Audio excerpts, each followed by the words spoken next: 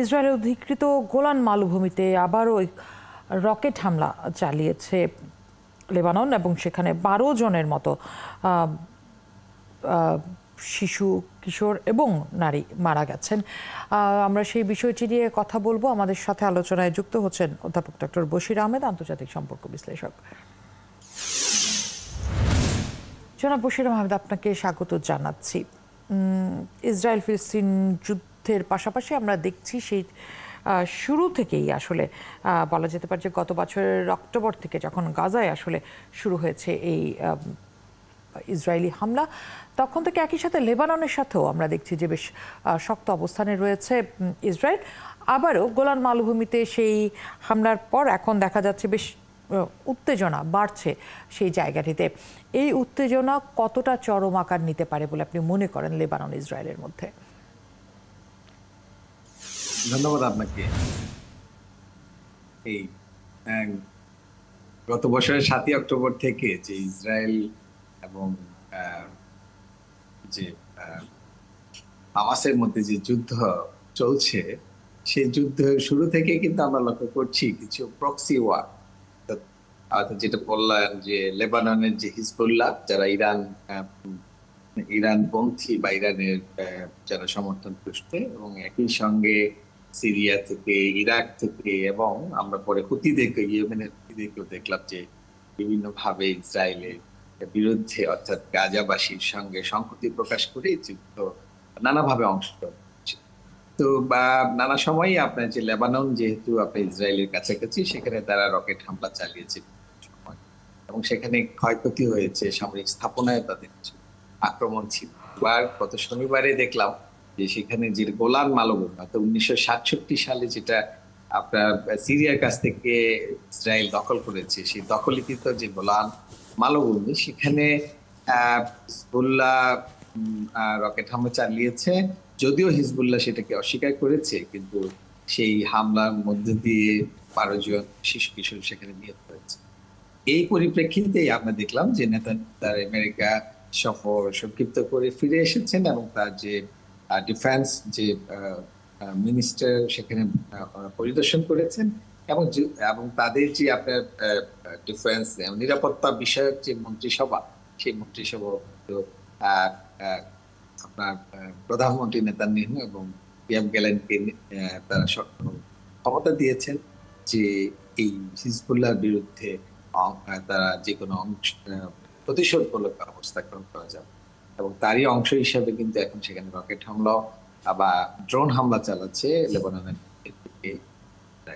এরকম একটা যুদ্ধের দামামা এখন আবার কি বেজে উঠবে কিনা, সেটা নিয়ে আন্তর্জাতিক বিশ্লেষকদের মধ্যে এক ধরনের চলছে, এবং এটার যে কনসিকুয়েন্স হচ্ছে, অর্থাৎ 9 মাসের যে যুদ্ধ গাজার সাথে ইসরায়েল, একই সঙ্গে আবার লেবাননে যদি এই যুদ্ধটা সম্প্রসারিত হয়, কারণ এই মধ্যপ্রাচ্যে এটা ছড়িয়ে যাবে কিনা, এগুলো নিয়ে কিন্তু কনসিকুয়েন্স হচ্ছে। তেলের বাজারের দাম ঊর্ধ্বমুখী হচ্ছে। এই ধরনের এখন একটি আশঙ্কা তৈরি হয়েছে। সেক্ষেত্রে আপনার কাছে কি মনে হয় যে এখন কি আসলে যুদ্ধের যে সময় সেটি আরো বাড়তে পারে, মানে এই সহিংসতা কি আরো বাড়বে? আপনার এই যে একটি যুদ্ধবিরতির যে উদ্যোগ, অর্থাৎ হামাসের সাথে ইসরায়েলের যে যুদ্ধবিরতির উদ্যোগ গত কয়েক মাস যাবতে আমরা লক্ষ্য করছি, যদিও সেটা এখনো বাস্তবায়িত হয়নি। এখন এই আবার আরেকটি ফ্রন্টে যুদ্ধ হলে সেই গাজা ইসরায়েল যুদ্ধের সেই যুদ্ধবিরতিটা এখন আরো কতটা প্রলং করবে, সেটা নিয়েও কিন্তু আমাদের মধ্যে আশঙ্কা তৈরি হয়েছে। কারণ এখন পুরো মধ্যপ্রাচ্যে আপনি, যদিও মার্কিন যুক্তরাষ্ট্র সেটা চাচ্ছে যে কোনোভাবেই যাতে যুদ্ধের এসকেলেশন সমগ্র মধ্যপ্রাচ্যে ছড়িয়ে না পড়ে, সেটা চেষ্টা হচ্ছে। কিন্তু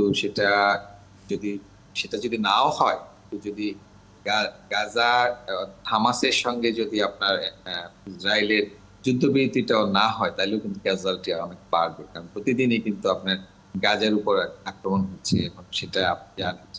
না, প্রায় 9 সেখানে মাসের আমরা প্রাণহানি বেশি। দেখছি আরো ভয়াবহভাবে, এবং ইসরায়েল আরো শক্তভাবে হামলা চালাচ্ছে। কিন্তু একই সাথে আমরা দেখছি যে বলা হচ্ছে যে হামাসও তার রণকৌশল বদলাচ্ছে। এখনো পর্যন্ত এটি পরিষ্কার হওয়া গেল না যে যেই হামাসকে একেবারে নির্মূল করার উদ্দেশ্যে এই যুদ্ধ বা এই হামলা ইসরায়েলের, সেখানে হামাস কত শতাংশ আসলে নির্মূল করা গেল বোঝা যাচ্ছে না। একই সাথে আমরা দেখছি যে তারা তাদের যুদ্ধ রণকৌশল বদলাচ্ছে প্রতি মুহূর্তে। সাধারণ মানুষের এখনো পর্যন্ত যে পরিমাণ শক্তি আছে তারা হামাসের পক্ষে দাঁড়িয়ে হামাসকে সুযোগ দিচ্ছে সেটি লড়াই করার।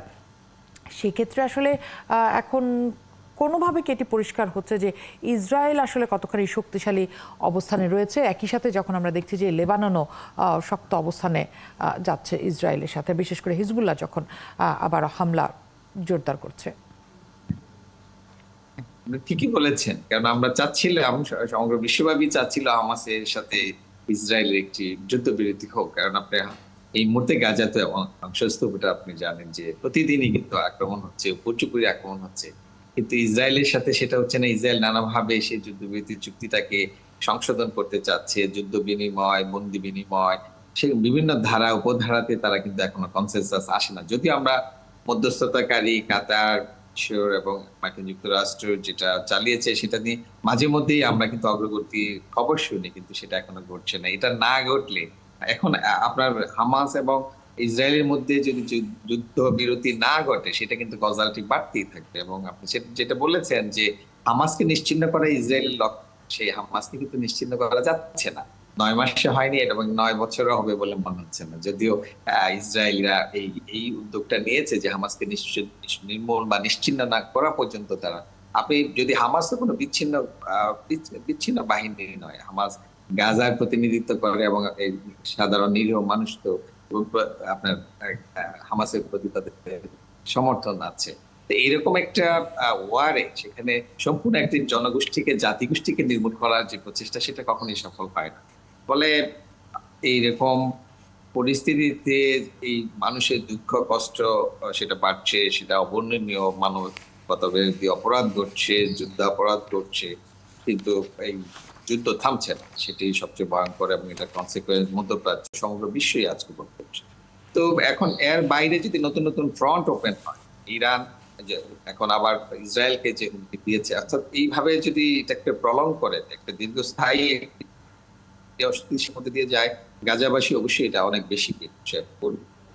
ফলে আসলে এটা কারোর জন্যই কাম্য নয়। আসলে সামনে আবার মার্কিন যুক্তরাষ্ট্রের নির্বাচন আছে। এখন এই নির্বাচনের আগে এই যুদ্ধটা আসলে আরো কতটুকু প্রলং করবে, কারণ কমলা হ্যারিস কিন্তু অলরেডি নেতানিয়াহুকে বলেছেন যে যুদ্ধবিরতিতে যাতে আসে। তো সবকিছু মিলে মার্কিন যুক্তরাষ্ট্র এই মুহূর্তে চাচ্ছে না যে এটা আরো বেশি।